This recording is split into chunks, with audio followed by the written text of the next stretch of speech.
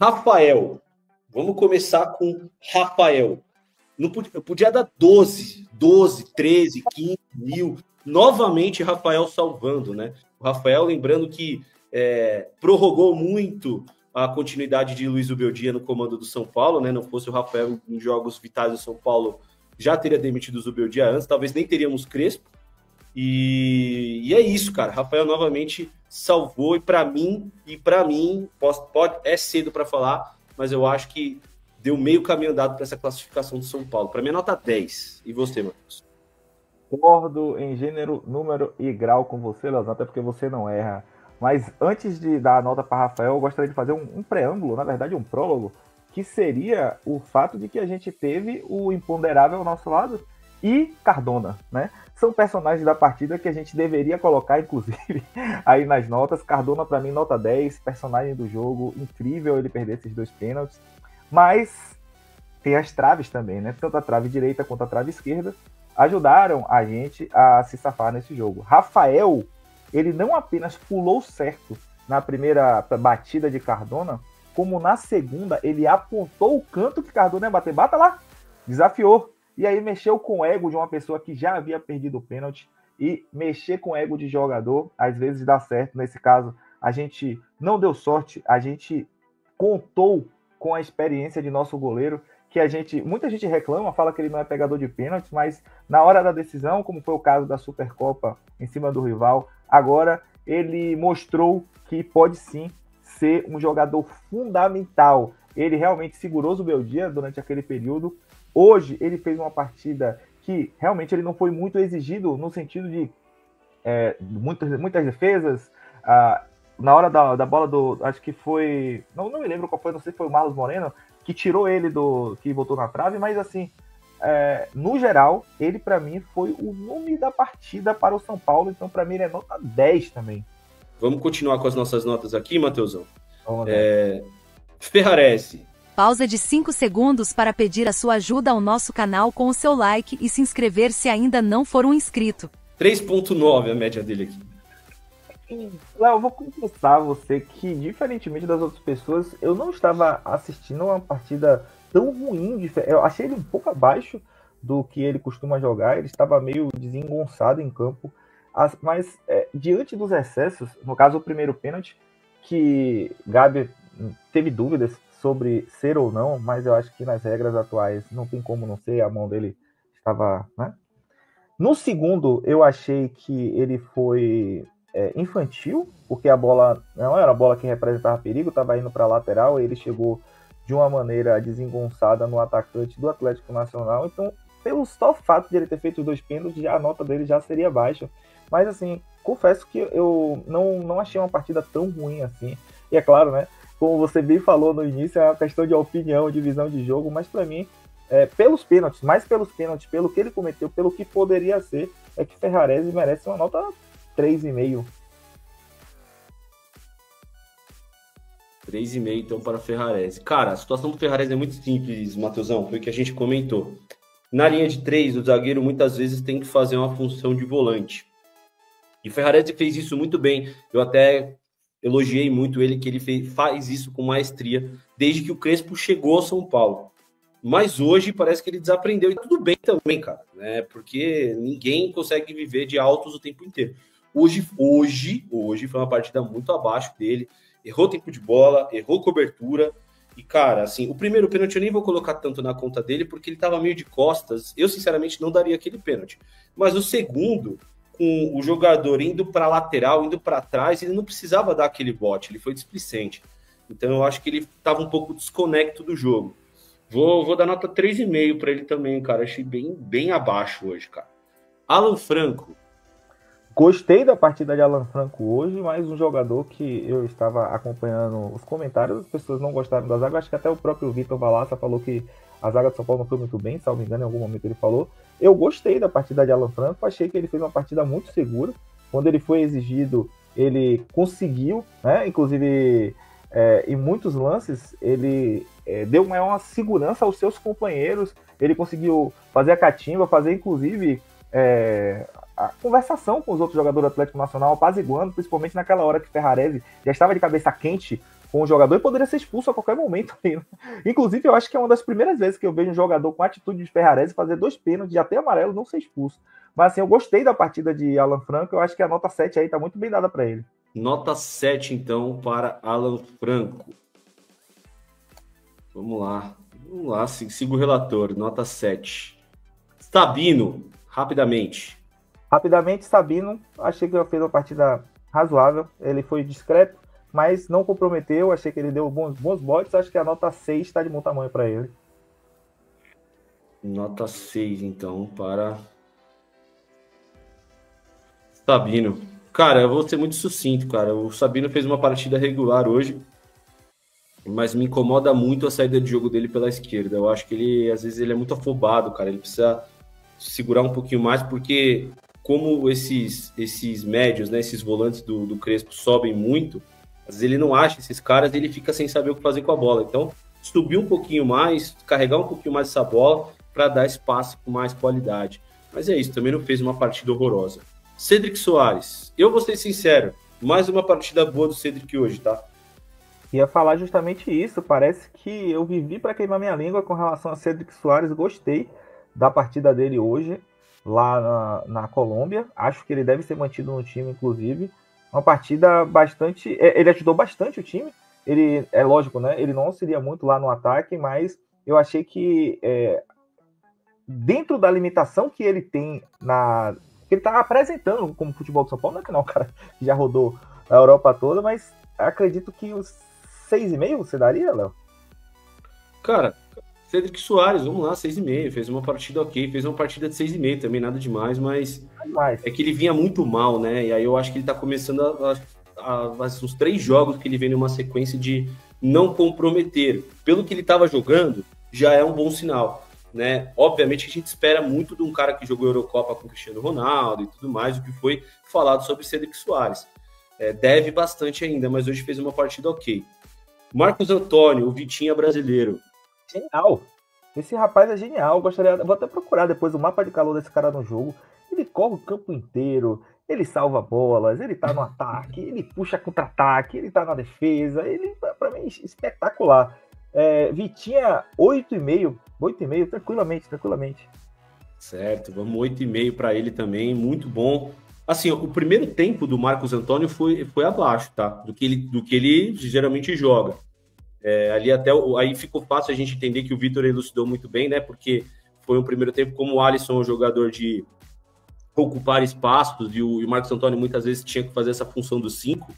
Né, o São Paulo ficou sobrecarregado no meio-campo, porque, como ele disse, né, os pontas vêm para dentro. Então, o Marcos Antônio ficou com uma dupla função porque ele estava fazendo uma marcação individual. Então, sobrecarregou ele no setor. Agora, no segundo tempo, ele já acertou, né? E aquela coisa, quando o Marcos Antônio vai bem, o time todo do São Paulo vai bem. Ele despertou depois daquela bolada que ele tomou na cara, velho. Pois é, ele acordou ali, tomou uma bolada e ele acordou. Coitado. Bobadilha. O Badilha, eu não achei que ele fez uma partida excepcional, mas também não comprometeu. Acho que é uma partida para 6,5 mesmo. 6,5, seguimos então o relator. Alisson. Olha, Alisson, eu nem começaria com ele e talvez eu nem o colocasse em campo. Não gostei hoje do jogo de Alisson.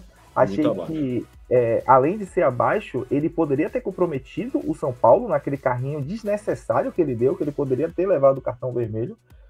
Ele levou o amarelo, achei até que ficou meio de graça. Tá na hora, eu tava pensando até que o VAR ia chamar. Mas, assim, não gostei da partida dele hoje, sendo poucas ideias, acho que é nota 5. Cara, sinceramente, eu tava dando nota 5 e 6 pro Alisson pela constância dele, né? Ele é um dos principais jogadores do São Paulo há anos.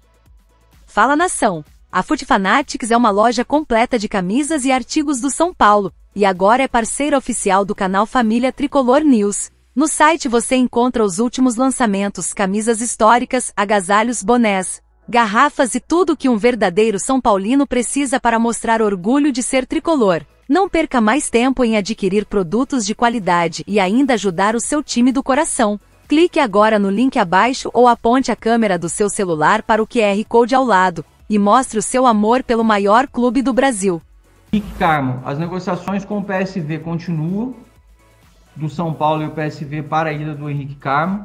o São Paulo está tentando vender o Henrique Carmo de forma efetiva e não emprestá-lo.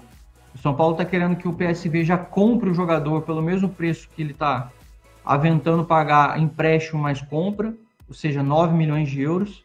O São Paulo acha que é melhor já fazer a venda imediata e já ter o dinheiro de uma vez do que esperar empréstimo como o PSV está querendo fazer. E aí estão conversando sobre essa possibilidade de venda imediata. 9 milhões de euros seria 50 e poucos milhões de reais a mais no cofre. E também temos aí o Ferreirão, que está em vias de fato de ser negociado.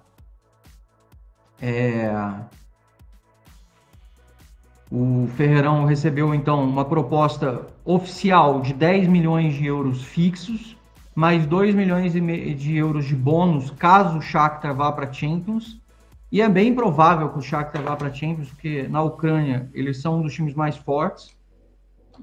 Então existe uma tendência até grande, não é só aqueles 2 milhões de bônus não factíveis, né, improváveis de acontecer.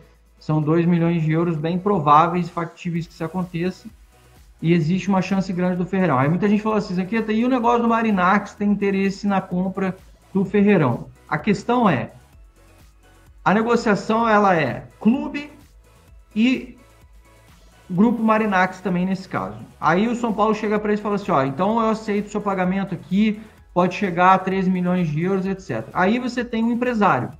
Aí o empresário quer percentual dele, o empresário quer salário maior, o empresário quer reajuste anual, o empresário quer cláusula liberatória em caso o clube europeu faça proposta por ele, o empresário quer cláusula de negociação de saída em caso de agravamento de guerra. Ou seja, os caras botam uma lista de exigência tão grande para fazer negociação para determinado clube, para determinada instituição ou para determinado grupo, que os caras falam, porra, meu, o Ferreirão tem, sei lá, meia dúzia de jogos no profissional de São Paulo, tem um gol marcado, sabe? Não... E aí o cara começa a botar tanto empecilho, tanta exigência, que o cara recua. Então, quando o pessoal fala assim, pô, mas não falaram aí que poderia chegar uma proposta de 13 milhões de euros, a questão da proposta não é só a proposta. O jogador e o empresário dele também tem que se acertar com o clube que quer fazer a proposta para o São Paulo. Então, não é só o São Paulo aceitar a proposta. Tem o staff, que é o empresário mais o jogador lá, que também tem que se resolver com o grupo. Então, tem muita coisa envolvida aí com relação a essas coisas todas aí. O Alexandre falando, Zanca, como explica o Ferreirão ser medido por 10 e o Carmo por 9? Na verdade, vou repetir. O Carmo, ele recebeu uma proposta de empréstimo por 1 ano, de 1 milhão de euros. Caso ele bata as metas, o PSV compraria ele por 8. Ou seja, aí o cara vai lá, ver se deu certo, se ele rendeu. Aí, digamos, o moleque jogou pra cacete, ele já tem, inclusive, até gente de olho nele. Aí eles pagam 8 milhões de euros. É diferente do cenário do Ferreirão. No cenário do Ferreirão, os caras vêm e já dão 10 agora. O São Paulo está tentando colocar uma forma de vender o Henrique Carmo agora. Então é diferente, Alexandro. É diferente o que você entendeu e diferente do que eu falei, tá? O que eu falei é uma coisa, o que você entendeu é outra. Só para não misturar. É uma coisa bem diferente as coisas todas aí. Zanca, você acha que vem um lateral direito? Acho. O Crespo está insistindo e cobrando bastante da diretoria, e o Belmonte falou na entrevista dele que o São Paulo continua em busca de um lateral direito e de um zagueiro. Tá? Por isso não confio nesses números que divulgam sobre valores e salários. Tem muita coisa de trás que não ficamos sabendo. Mas com certeza, o Carlos Alexandre, mas com certeza. O Shakhtar, para convencer um menino novo para jogar lá, é óbvio que ele bota mais dinheiro para o staff e para o jogador. É óbvio. Se você for pegar o Olympiacos, que é um time que disputa Champions, um time que está toda hora ganhando o título no país dele, o nível de esforço salarial e de luvas para convencimento dos jogadores para ir para lá é menor. Porque, não que ele não vai pagar um bom salário, vai pagar um bom salário, mas o nível de convencimento é diferente de você levar um jogador para jogar na Polônia, porque quem acha, mas a Ucrânia está em guerra. Não, filho, a Ucrânia está em guerra, mas o campeonato ucraniano está sendo disputado na Polônia. Então, assim, mas tudo bem, mas assim, a visibilidade é outra, a questão de disputa é outra, o cenário é outro.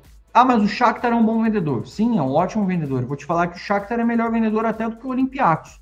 Mas é óbvio que o Olympiacos, disputando Champions, sendo um time mais consolidado, num país mais tranquilo e tudo, eles vão fazer uma proposta diferente da proposta de um país que tem a situação do Shakhtar como o Shakhtar está vivendo, entendeu? São Paulo tá melhor com o Crespo do que com o Zubeldia? Não, anos luz. Mas o que mudou? Tudo. Mas o quê? Cara, Taticamente. o Zubeldia jogava muito exposto no meio campo na inferioridade numérica o tempo inteiro. Ele fazia uma pressão com 4 atacantes. A pressão não funcionava. Por quê? Eram Luciano, Oscar e Caleri. Os 3 não têm característica de pressionar. Se fosse Tevez, o Luiz Fabiano, uns caras mais brigador, a pressão talvez funcionaria. Os moleques não têm característica de marcar. Os caras saíam, 6 caras corriam vendo o Rafael o tempo todo, era uma loucura. A gente não tinha saída de jogo, São Paulo não criava nada. São Paulo fica contra Goiás e Nacional do Uruguai 1 hora sem dar um chute no gol. Um time desse tamanho, com jogadores bons assim, não dá pra ficar 1 hora sem dar um chute no gol. Irmão, foi um trabalho ruim. Foi ruim. A partir do momento que ele testa algumas opções, até ele conhecer os moleques, não dá certo. E às vezes que dá certo, é mais mérito dos moleques em campo que conseguiram fazer isso do que mérito dele. O Crespo chega em 15 dias de uma série de 5 vitórias, jogando da mesma maneira, conseguindo construir a jogada da defesa ao ataque, criando e só de colocar os jogadores nas posições certas. O Crespo talvez lê o elenco, vê as características, entende como funciona, posiciona e os meninos jogam. Hoje não, hoje São Paulo tem um padrão, sai da mesma maneira. O movimento do meio campista do Marcos Antônio e Bobadilha é o mesmo, eles saem na técnica. E ser eliminado da Copa do Brasil é uma infelicidade, mas não é um ano perdido. Pra quem tava na zona da degola até 5 jogos atrás, estamos em 8º agora, cai fora. Eu acho que vai até ajudar, que não vai ficar naquela neura de tipo, poupa ou não poupa, joga ou não joga. Não, já caiu fora de uma. Eu acredito que dá pra focar um pouquinho na Libertadores, porque hoje é 8º. O Gabriel Sá tá de volta. Deixa eu até colocar a imagem do Medina, porque o Gabi foi lá, o Gabi buscou a informação e o Gabi tá de volta para trazer as informações com relação a Christian Medina do Estudiantes. Fala aí, Gabi. É isso, Vitor Boni. Que loucura, né? Pré-jogo aqui, a gente achou que a gente ia falar apenas da partida, de repente surgiram várias informações, né? Então, só para também dar uma avançada na situação do Igor Rabelo, ele já está liberado pelo Atlético Mineiro, tá? Então, tá em papo de últimos detalhes. Deve sair esse negócio, então, nas próximas horas, e ele deve viajar, então, para fazer exames e assinar contrato com o São Paulo. Do Igor Rabelo é uma situação bastante avançada. E aí, hoje pela manhã, a informação veio do Jorge Nicola dando os créditos em relação ao meia Christian Medina, do Estudiantes, né? E aí, cara, quando saiu essa informação, você fica meio assim, você fala, pô, ele foi comprado esses dias por 15 milhões de euros, né? Qual que é a condição do São Paulo fazer esse negócio? E aí eu fui atrás dessa apuração. Hoje o São Paulo formalizou uma oferta de empréstimo pelo Christian Medina, empréstimo com opção de compra. Pelo que a gente tem de informação, essa opção seria entre 7 a 8 milhões de euros, que já é um valor bastante elevado, já seria uma contratação aí das maiores da história do São Paulo. Mas, enfim, tá rolando essa conversa já pelo Christian Medina. O São Paulo enxerga um avanço com o staff do jogador, né? Então, pessoalmente com ele, né? Com o staff dele, entende-se de que há uma possibilidade de sair negócio, mas é um negócio visto como complicado pela parte do próprio Estudiantes, que é quem tem os direitos do cara, né? Então, que é quem vai liberar o Christian Medina. Então, é algo que está em andamento nesse momento. O São Paulo está conversando, mas não é que está avançado, prestes a rolar. Isso não. Cara, mas é um fato que o São Paulo, então, enviou essa oferta por empréstimo. E aí estava até conversando com pessoas do clube também, nos últimos minutos, né, quando saiu essa informação. E tem esse entendimento interno de que um cara como o Christian Medina eleva o patamar do São Paulo na temporada. Isso foi enviado por escrito, né? Porque é uma característica que o próprio Crespo pediu. Ele quer mais esse meia que faça quase um 10/segundo volante, né, famoso camisa 8. Então ele quer esse cara que possa transitar, quase um segundo Marcos Antônio, que ele quer nesse plantel. E é o jogador dos sonhos do São Paulo, Christian Medina, né? Ele que foi revelado pelo Boca, grande promessa aí, então, e é um jogador que agora está na mira do São Paulo. Essa seria uma baita contratação, mas tem que ver a questão financeira, né? For nesse molde mesmo, empréstimo com passe fixado que pode virar obrigação de compra, em 8 milhões de euros, eu não sei de onde São Paulo vai tirar. Mas tá aí a possibilidade então, Boni. Chama atenção os valores pelos quais ele foi negociado com o Estudiantes no primeiro momento e chama atenção, né? Também pela promessa que é o jogador também, 23 anos, revelado pelo Boca Juniors, como disse o nosso Gabriel Sá, hoje no Estudiantes, não conseguiu ainda se firmar com a camisa do Estudiantes, né? 23 jogos, 2 assistências na temporada, e o Gabriel Sá agora traz a informação de que foi feita oferta de empréstimo pelo jogador. Seria um bom reforço, né, JP? Ainda não dá para se animar, o Gabriel Sá contendo as nossas expectativas também, mas se vier, acho que é um bom reforço também para ganhar um grande espaço nesse time titular do São Paulo. Eu não sei se é um cara que vai elevar o patamar do São Paulo, Boni. Não sei se é um cara que assim, o cara que chega e, acaba com o time, né? Tipo, chega e toma conta do time. Não sei se seria esse caso, porque a temporada dele ainda não foi uma temporada tão convincente, assim. Ele não conseguiu se firmar tanto ainda no Estudiantes, mas é titular. Ele é titular do Estudiantes, porém teve alguns jogos que atuou um pouquinho abaixo, né? E a minha dúvida fica em relação à posição dele no gramado, porque pelo que eu tô vendo aqui nessa temporada, ele tem atuado mais pelo setor esquerdo, caindo como se fosse um meia pela esquerda. E aí eu não sei se ele atuaria assim no São Paulo, se ele atuaria um pouco mais recuado, se ele seria esse meia, talvez, como opção ao Oscar. Ele seria a função, talvez, né? Enfim, acho que ele seria uma opção para jogar ou na do Marcos Antônio, como segundo volante, ou na do Rodriguinho, como esse meia central, ou na do Enzo, pela esquerda. Ele consegue jogar em 3 posições ali, porque ele é um cara que ele tem essa característica, né? Mais ofensiva, mas ele é um segundo volante barra camisa 10, e ele cai pela meia esquerda, não pela ala esquerda. Então seria mais ou menos essa característica, JP.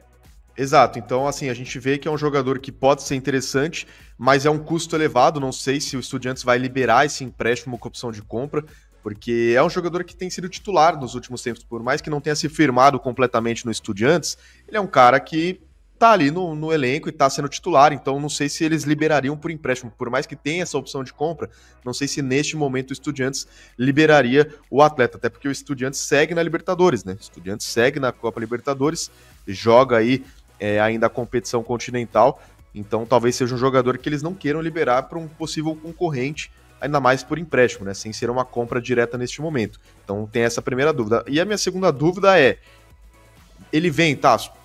É falado pro Gabriel Sá que ele vem para mudar o patamar do São Paulo. Só que será que ele seria titular? Analisando o time titular do São Paulo com todos à disposição, será que ele tiraria a vaga de Bobadilha, de Marcos Antônio ou de Oscar? Eu acho difícil. E também o nível que o Rodriguinho tá jogando nos últimos jogos, também acho que o Rodriguinho, cara, ele vai precisar mostrar muito futebol para jogar no lugar do atleta do São Paulo. Então, eu fico pensando só nessas questões, mas é claro que o São Paulo precisa também ter um elenco. Até semana retrasada a gente falava que o Oscar precisava de um reserva, porque o Rodriguinho ainda não tinha se firmado no time titular do São Paulo. Nos últimos jogos ele melhorou bastante o nível, mas, querendo ou não, ainda é uma incógnita, né? O Rodriguinho precisa ter uma sequência maior. E o Medina poderia ser uma opção para jogar ali realmente nessa função do Oscar, para o São Paulo não precisar ficar improvisando o Alisson naquela função, ou também quando perder o Marcos Antônio, ou quiser poupar o Marcos Antônio, porque o São Paulo tem um calendário também ainda muito cheio, mesmo com a saída na Copa do Brasil, precisaria talvez de uma opção em relação ao Marcos Antônio. Acho que se vier por empréstimo, dentro dos moldes que o clube consegue pagar, acho interessante, Boni, acho um movimento interessante do São Paulo no mercado. Claro que é um jogador de custo muito alto, mas o empréstimo com opção de compra eu acho que se enquadra sim na realidade atual do clube. Mas volto a dizer, acho difícil... De uma boca saiu a solução para os problemas do São Paulo.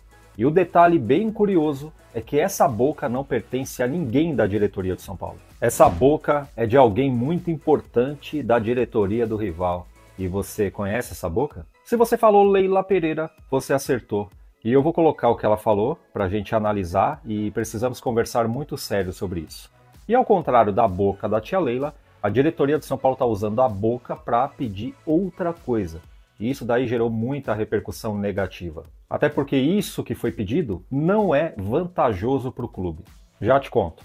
E nas últimas horas eu venho recebendo um caminhão de pedidos para rebater a alfinetada que o Abel Ferreira deu no São Paulo.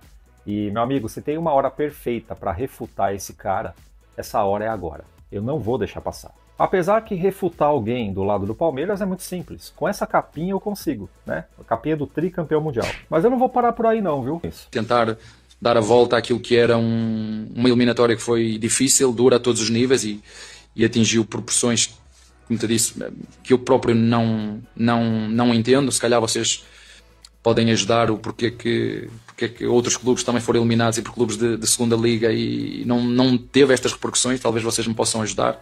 Eu estou no Brasil há 5 anos e vocês podem me ajudar a tentar entender este fenómeno. Você entendeu, né? Outros clubes também foram eliminados para clubes da segunda liga e não teve essa repercussão toda.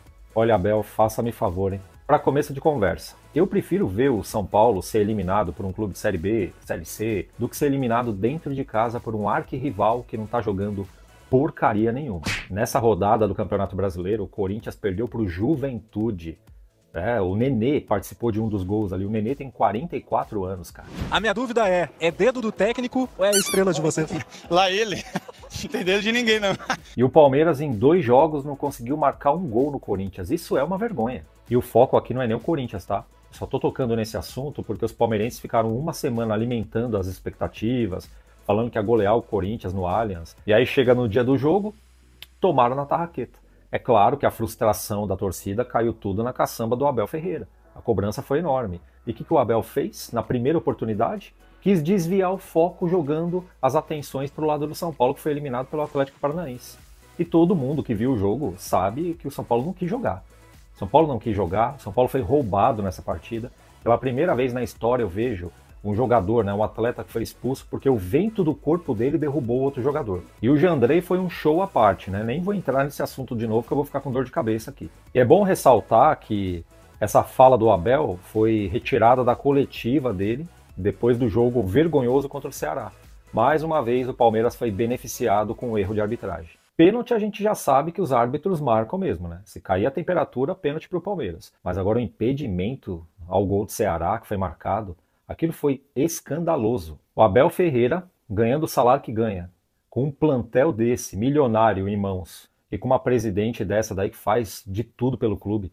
O clube está organizado, está bem estruturado, muito por conta dela. Então tudo que o Abel Ferreira e o Palmeiras precisa, ela vai lá e fornece. Além de um baita de um plantel, de uma baita estrutura e um senhor salário que o Abel recebe por mês, Vamos combinar. Ele é o único que não pode reclamar de absolutamente nada, porque ele tem tudo do bom e do melhor. Ele tem todas as condições que qualquer clube brasileiro queria ter. E o que adianta ser cabeça fria e coração quente se apela para a covardia, se apela para o vitimismo? E ele é blindado por ela, viu? Ela deu praticamente a chave do Palmeiras na mão dele. O cara é praticamente um dono do Palmeiras. Não importa a intensidade das cobranças da torcida, nada vai atingir ele. Ele só vai sair do clube se ele quiser. Então, por ter esse tamanho, pelo menos ele poderia ter a coragem de peitar a situação. Já sobre a Leila, O São Paulo anunciou oficialmente a renovação de contrato com o jovem Felipe Oliveira, lateral esquerdo campeão da Copinha 2025. Revelado em Cotia, o jogador agora tem vínculo com o tricolor até o fim de 2028. A multa rescisória foi fixada em 60 milhões de euros, cerca de 390 milhões de reais. Felipe está no clube desde os 11 anos e possui dupla cidadania portuguesa. Aos 19 ele já começa a dar passos firmes rumo ao profissional. Isso mostra que o São Paulo confia em mim. Quero evoluir e fazer história com meu trabalho, declarou o garoto. Em 2025, ele participou de 5 jogos na Copinha e deu 2 assistências. As boas atuações chamaram a atenção da comissão técnica do elenco principal, que já iniciou sua integração ao elenco no Super CT, ao lado dos profissionais. O tricolor segue firme em seu plano de proteger suas promessas com contratos longos e multas altas, evitando perdas no mercado e valorizando seus ativos. Felipe é mais um exemplo de que Cotia segue forte, formando talentos com potencial de brilhar no Morumbis e no futebol mundial. E aí, torcedor? Você acha que a melhor forma do São Paulo superar as dificuldades em contratar reforços de peso é dar chances aos garotos da base? Deixe a sua opinião nos comentários.